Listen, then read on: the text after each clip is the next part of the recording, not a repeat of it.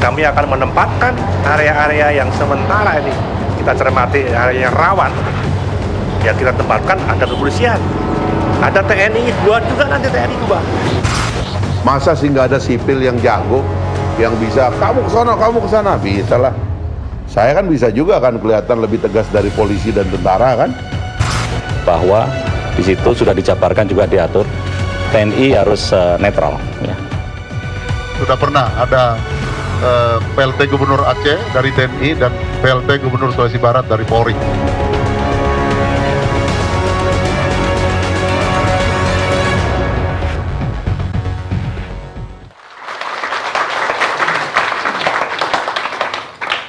Pemirsa, kita masih bersama Indonesia Lawyers Club.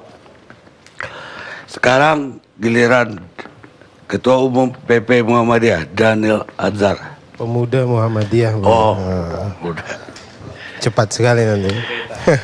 Bismillahirrahmanirrahim. Assalamualaikum warahmatullahi wabarakatuh. Saya mau buka dengan pantun, Bu ya. Rancak perangai anak padusi, sate padang kegemaran Buya Karni. Kasihan polisi ditarik ke politik tanpa henti. Jadi Buya Karni Ilyas sebutlah mewakili masyarakat awam yang nggak ahli politik, yang nggak ahli hukum dan sebagainya. Kami melihat politik itu kan seperti drama yang skinnya terpisah-pisah. Nah, menghubungkan antara satu skin dengan skin yang lain itu menjadi sebuah cerita. Babak ya, sebutlah begitu. Saya skin ya. Atau lebih ahli tadi Pak Prof Salim. Nah, jadi babak-babak itu kita lihat secara terpisah. Saya pinjam istilahnya Pak Prof Salim tadi. Babak-babak itu kan terpisah. Misalnya sebut begini, ada babak di mana ada calon polisi di satu daerah. Ada babak di mana satu kecenderungan politik yang afirmatif terhadap polisi. Misalnya ada satu babak misalnya sebutlah tadi disebutkan Bang Fadli, misalnya ada institusi yang tidak netral di satu sisi. Banyak babak-babak itu sehingga muncul kesimpulan dari cerita-cerita itu. Nah, kita melihat apa yang disampaikan oleh Pak Menteri Dalam Negeri itu menjadi seperti cerita upaya menarik polisi pada politik kembali. Atau sebutlah tadi istilah Buya Karni ada dui fungsi, atau istilah yang paling tepat ada multifungsi. Sebenarnya tepat tadi disampaikan oleh Bung Haris bahwasannya kasihan sebenarnya polisi. Upaya polisi untuk memperbaiki diri, tapi kemudian destruksi politik nggak berhenti-berhenti. Ada destruksi politik yang tidak berhenti-henti, seolah-olah ingin menggunakan kekuatan polisi untuk kepentingan politik mereka. Nah, ini yang nggak bisa dielakkan. Perspektif sebenarnya kan nggak bisa dielakkan karena ada babak-babak cerita yang berbeda-beda itu yang bisa dihubungkan satu dengan yang lain. Kemudian yang kedua, Buya Karni, saya melihat tadi ada perdebatan hukum yang intens di forum ini. Tapi kita bernegara di negara yang punya ciri negara yang adabnya tinggi, itu tentu punya ciri utama, itu bukan sekedar berpijak pada konstitusi, tapi ada pijakan yang jauh lebih penting selain konstitusi, yaitu etika. Kalau dalam bahasa agama, Rasul menyebut beragama itu bukan tentang syariat saja. Ketika Rasul ditanya, "Mad-din ya Rasul, agama itu apa?" Rasul jawabnya, "Ad-din husnul khuluq." Agama itu adalah akhlak yang baik. Atau akhlak kita kaitkan dengan etik. Nah, etik kemudian yang untuk menghindarkan banyak kecurigaan, punya sakwa sangka dan sebagainya, itu penting. Karena tadi babak-babak itu tadi yang kemudian memunculkan sakwa sangka di depan publik. publik penuh sakwa sangka kepada polisi, publik punya sakwa sangka kepada partai politik tertentu. Nah itu tidak sehat menurut saya. Apalagi kemudian misalnya tadi Pak Mensesnek kan sudah menyatakan belum ada laporan tuh kepada Pak Presiden terkait dengan usulan ini. Bahkan sekarang akan dilemparkan ke Pak Menko Polhukam. Nah, saya melihat kok seolah-olah kabinet Pak Jokowi hari ini kok jadi banyak seolah-olah seperti banyak tuan. Jadi Pak Jokowi tidak menjadi tuan yang tunggal dalam kepemimpinan beliau hari ini. Nah, ini yang kita khawatirkan gitu. Jadi dugaan-dugaan itu kan sulit dinafikkan dari persepsi publik. Nah, ini penting untuk menghindari dugaan-dugaan itu. Kan ada baiknya kalau ada potensi-potensi seperti itu ya mending dihindari.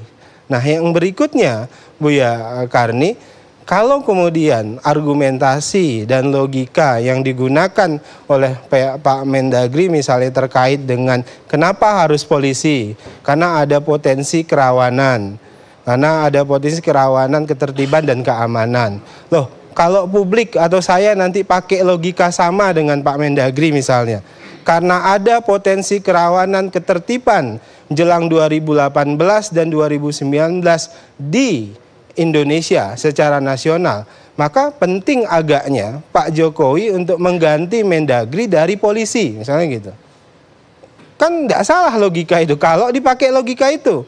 Misalnya kita pinjam logikanya Pak Mendagri, kita usulkan kepada Pak Presiden karena ada potensi kerawanan, misal ada data intelijen yang menyatakan segala macam bla bla gitu, ada potensi kerawanan ini, kerawanan ketertiban dan keamanan, maka Pak Presiden kami mengusulkan supaya Mendagri diganti dari kepolisian supaya bisa menangani kerawanan itu. Nah, itu kan jadi sama logika itu kalau minjemin itu. Jadi maksud saya, jadi hati-hati. Nanti ada orang, mungkin Bang Fadli akan pikir lagi, oh karena secara nasional kita butuh yang lebih besar, Presiden diganti dengan polisi juga. Nah ini kan jadi kacau kalau pakai logika begitu. Gitu, maksud saya ini masalah penalaran, Pak. Kami publik yang sebutlah belajar banyak hal, melakukan penalaran, udah nggak salah bagi kami melakukan penalaran itu. Kenapa? Itu tanda masyarakat cerdas.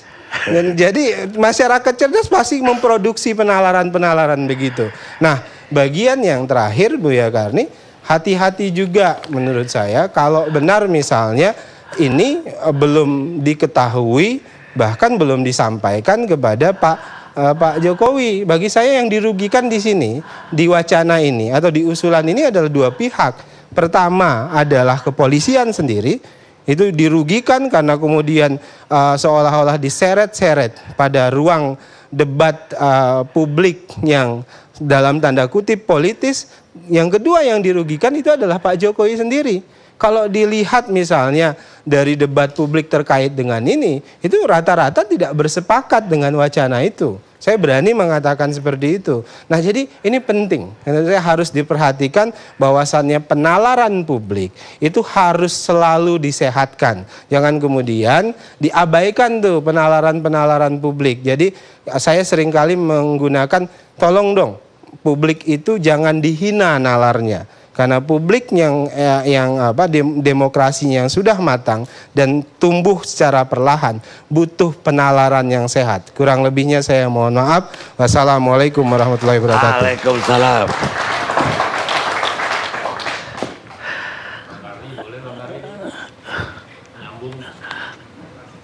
Nanti deh Pak.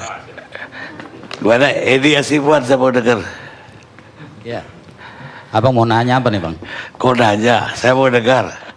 Ya, sebetulnya kalau kita lihat apa yang terjadi saat ini, kalau menurut pandangan kami adalah merupakan dinamika demokrasi ya. Artinya ini Direktur Eksekutif Lemkapi ya? Apa itu maksudnya? Lembaga Kajian Strategis Kepolisian Indonesia. Jadi memang lembaga ini banyak melakukan penelitian dan kajian-kajian terhadap kebijakan kepolisian.